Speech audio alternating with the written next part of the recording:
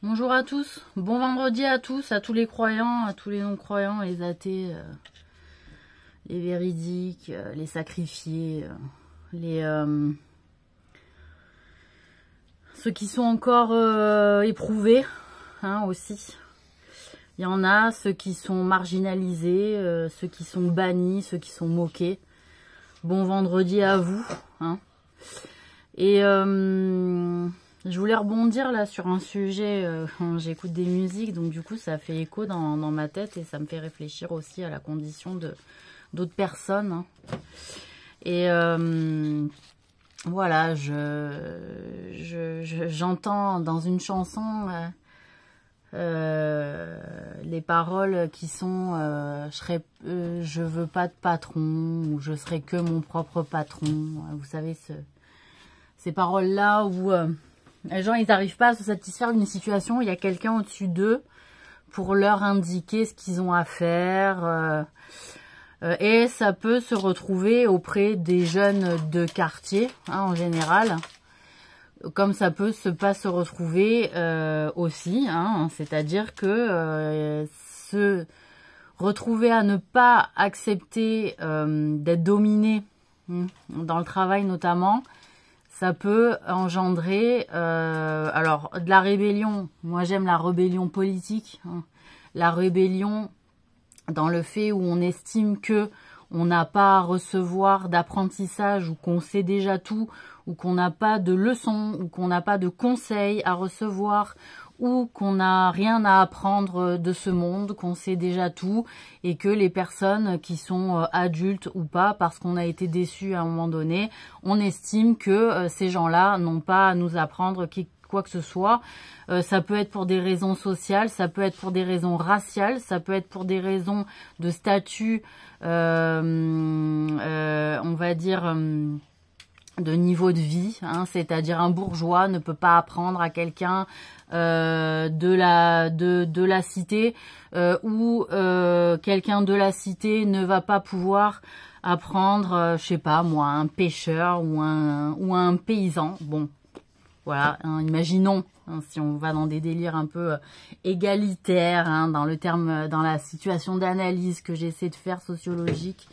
Voilà, donc ce que j'estime quand même devoir dire, oui, j'estime que c'est mon devoir, puisque je commence aussi à être entendue et à être suivie par des personnes que je remercie, hein, que ma parole ne leur fasse pas peur, et mon caractère, on va dire un peu rude non plus, ne leur fasse pas peur. Voilà, mais on devient aussi un peu comme ça à force d'être rudoyé, hein, à force d'être malmené, et à force d'être face à des personnes qui se fichent de ce qu'on peut ressentir, hein. Ou même imaginer qu'on ne ressent rien malgré les larmes qui coulent et qui se voient. Bon, enfin, c'est pas grave.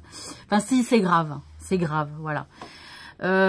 Donc, qu'est-ce que je voulais dire? Voilà, donc sachez que les jeunes, hein, pour beaucoup, qui ne reçoivent pas le message global qui leur dit « Arrêtez de vous prendre pour ce que vous n'êtes pas, vous êtes jeunes et vous avez à apprendre ».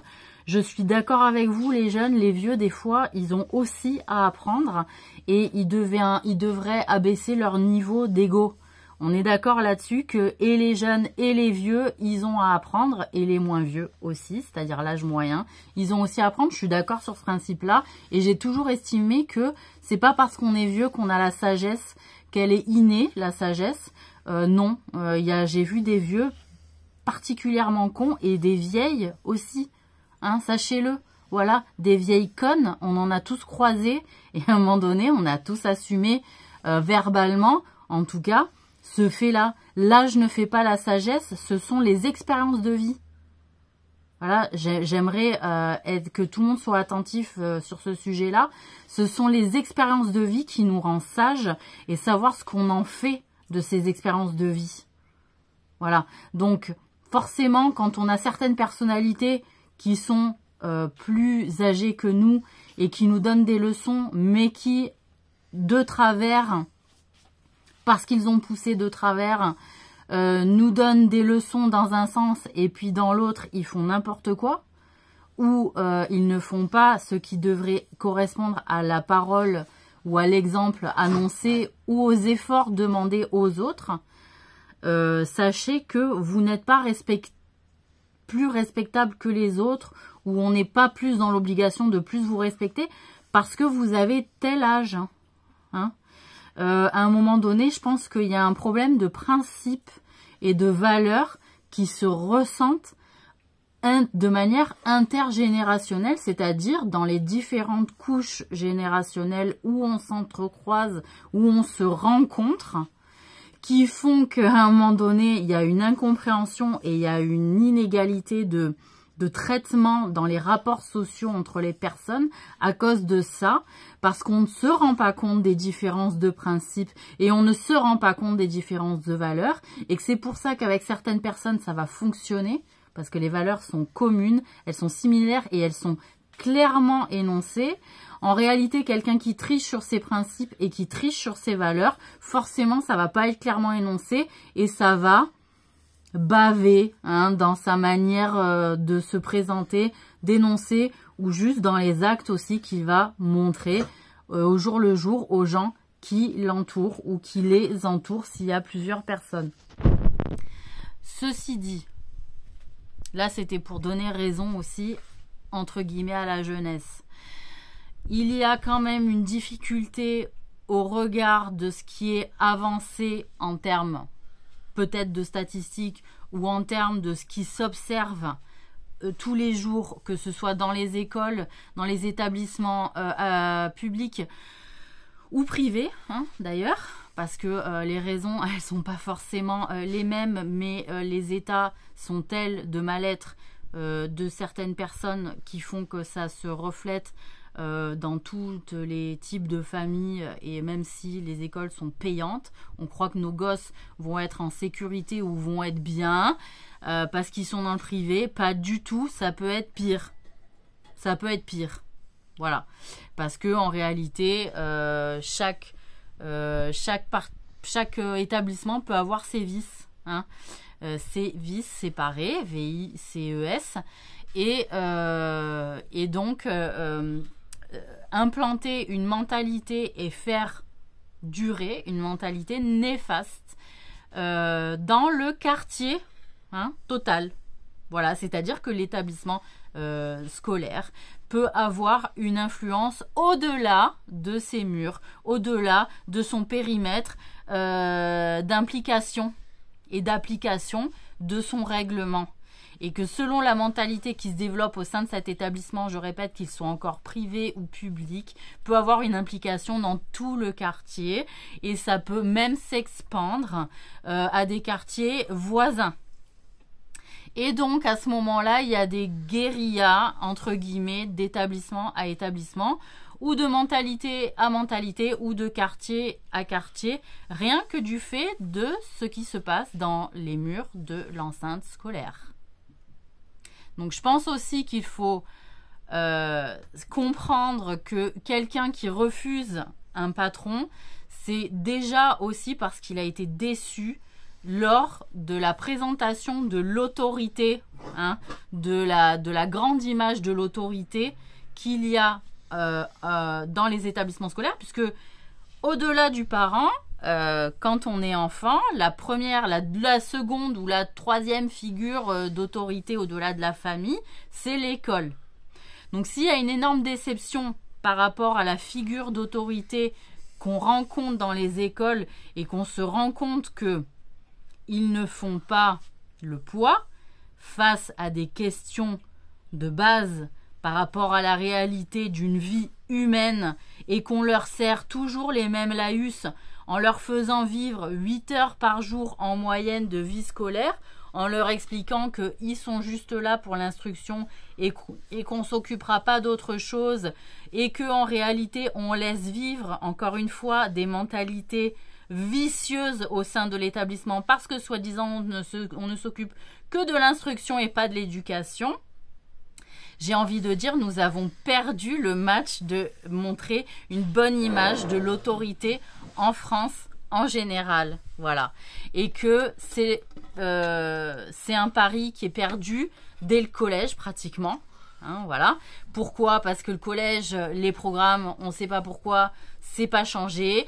On ne sait pas pourquoi, il y a toujours des problèmes avec les gens, comment ils sont habillés. On ne sait pas pourquoi il n'y a pas plus de sécurité au sein des collèges depuis le temps. Voilà, donc on dort, on laisse dormir, il y a des situations de harcèlement qui vont jusqu'au suicide.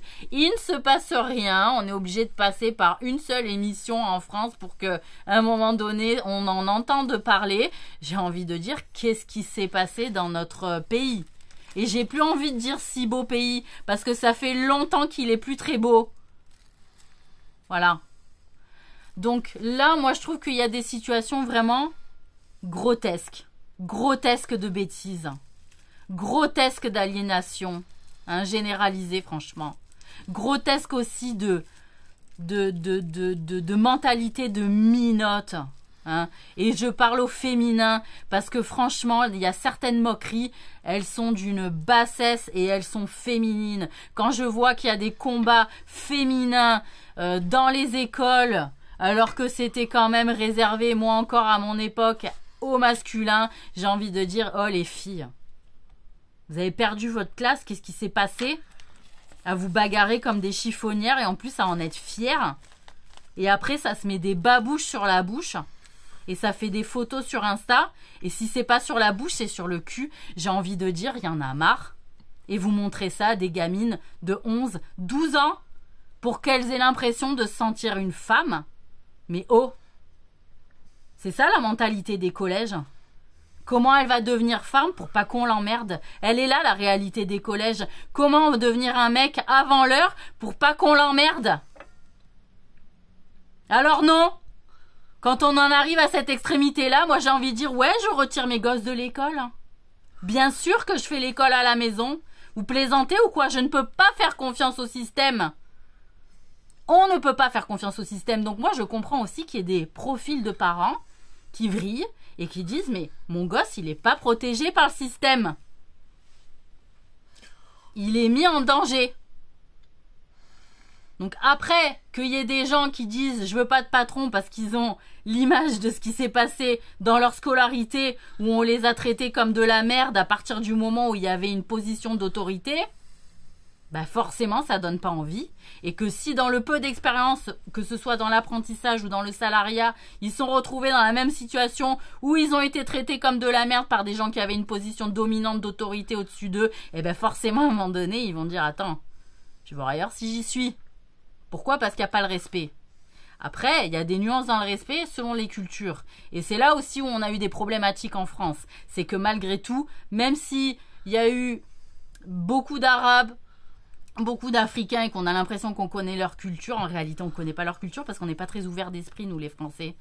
On remarque que les autres font comme nous, on croit que notre culture elle est universelle et que donc c'est la logique même et que donc c'est international et que tout le monde fait comme nous et que quand on va ailleurs on dit ah les gens ils font pas comme nous mais c'est ailleurs. Comment ça chez nous tu fais pas pareil, qu'est-ce qui se passe? Voilà, tout ce côté là il est dégueulasse en France aussi, je tenais à le dire, hein, parce qu'en réalité il y a quand même des capacités intellectuelles, je sais pas, chez les Français en général où elles se sont perdues. La fuite des cerveaux, elle est allée dans le shit qu'ils vous ont vendu dans les cités, quoi. Qu'est-ce qui s'est passé? Donc moi, j'ai envie de vous prendre à témoin, là, de tout ce qui s'est passé sur ces dernières décennies, depuis les années 80, au moins, il y en a plein, de mon âge, des quarantenaires, là, qui ont vu la nuance, la différence. C'est qu'à un moment donné, il y a des gens qui se bougent, hein, pour avoir leur pain, etc., mais que c'est pas non plus au détriment de leur respect. Que ça soit au respect de leur personne, de leur cerveau, de leurs émotions ou de leur cul pour pas se faire violer parce qu'ils sont quand même arabes ou ils sont quand même noirs et que dans tous les cas ça peut passer, tu vois. Parce que ça va pas se parler chez les blancs. Oui ou non? Oui, voilà. Donc assumez aussi cette part-là pour beaucoup. Hein, les viols dans le travail. Hein, et après ça ferme sa gueule. Donc tout ça. Après on dit les gens ils veulent pas bosser, ils sont au bar. Mais j'ai pas envie de me faire enculer, putain. Donc les mecs qui se sont fait enculer, après ils vont boire. Et t'as encore des féministes qui expliquent aux femmes arabes d'aller se plaindre aux services sociaux, d'aller qu'elles se font fracasser la gueule, pour expliquer qu'en fait le mec il reste juste à rien foutre au bar, à jouer, à s'alcooliser, parce qu'en fait il s'est fait empapaouter et que ça se fait pas dans son pays, il a pas compris. Vous me l'entendez celle-là, putain, la ras-le-bol que j'ai là?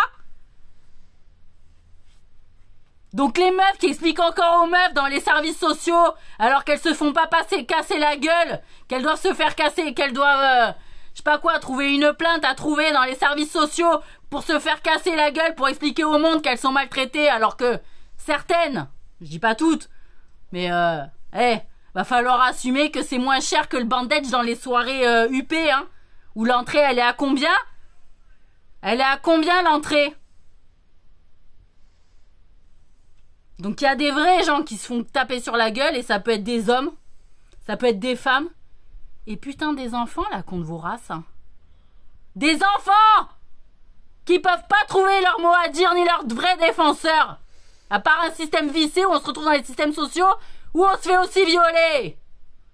Et où il n'y a rien n'est fait, le système il est pas protecteur plus que ça non plus. Donc qu'est-ce qu'il y a avec le viol en France? La contre vos races? Parce que de la race, ça vous en parlez, hein. Putain, vous en parlez de la race. Vous voyez ma race comme elle est blanche, là? Eh ben, je défends toutes les couleurs, moi. À partir du moment où c'est injuste, et où ça met à mal la liberté individuelle de chaque personne, et surtout, la protection psychologique, émotionnelle et le bien-être des individus, à partir de n'importe quel âge. C'est pas parce qu'il vient de naître le minot que l'anus il est plus souple, vous l'entendez celle-là?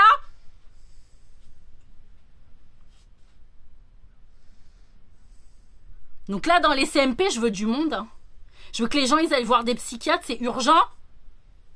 Oh la France là, y a pas que les médicaments et expliquer au monde que vous faites des insomnies, que vous arrivez à aller bosser. J'en ai rien à foutre. Vous arriviez à aller bosser avec vos insomnies alors que ça fait de la sorcellerie tout le long et c'est parce que elles font de la sorcellerie qu'elles font des insomnies, ces connes. Ou qu'elles en ont fait et qu'elles sont punies de fait. Hein? Parce que Dieu il laisse pas. Il dit attends, dors pas, tu vas pas dormir toi. Et encore il vous laisse de la marge pour faire vos prières quand vous dormez pas. Voilà ce que j'avais à dire. Donc ancienne, nouvelle génération, respectez-vous. Et puis les établissements scolaires, je veux bien qu'on parle encore du carnet, hein, quand il y a un problème. Je note sur le carnet, c'est important. C'est important l'étape du carnet, je suis d'accord avec vous. Par contre, va falloir revoir les politiques d'exclusion, je vous l'annonce. Voilà, va falloir réfléchir à tout ça. Et surtout, je sais pas, arrêtez d'autoriser les mini-jupes et les ventres à l'air. Si vous faites chier sur les abayas, la moindre des choses, c'est que les minots ils soient pas tourmentés par le cul de certaines, non? Je sais pas, moi j'étais en cours à l'école, c'est déstabilisant déjà quand il y a un cul moulant qui passe au tableau. Et là, vous les autorisez tous. Oh! Putain, mais moi j'y suis allée, vous les autorisez. Les ventres à l'air, et les mini-shorts, et les mini-jupes. Parce que sinon, ça serait trop chiant de faire des rappels à l'ordre. Et c'est même plus presque autorisé de faire des rappels à l'ordre de ce type. Alors que ça va faire chier pour un kimono. Oh! Donc tous les parents là qui sont là à être fiers que leur gamine, hein, ou je sais pas qui, au collège, ça sort la chatte à l'air pratiquement, j'ai envie de vous dire, vous êtes pas des parents. Vous les protégez pas, putain. Vous voulez ma mentalité, la voilà. Moi, c'est deux tartes, elle remonte, elle s'habille, elle met un jean et elle se casse. Mais ça, vous avez pas les couilles, tous. Hein? Avec cette histoire de la fessée, on passe en jugement et tout. Putain, j'aimerais bien y voir, moi, les filles qui amènent pour une fessée aux gosses. Je vous jure.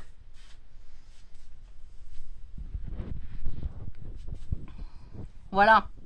Ma mentalité. Et je pense qu'on est des milliers et des millions de Français à avoir la même mentalité que moi. Voilà, c'est juste qu'on en a plein le cul de plus pouvoir rien faire sous X raison de bien-être alors que ça se fait violer par tous les signataires de je sais pas quoi. Comme club.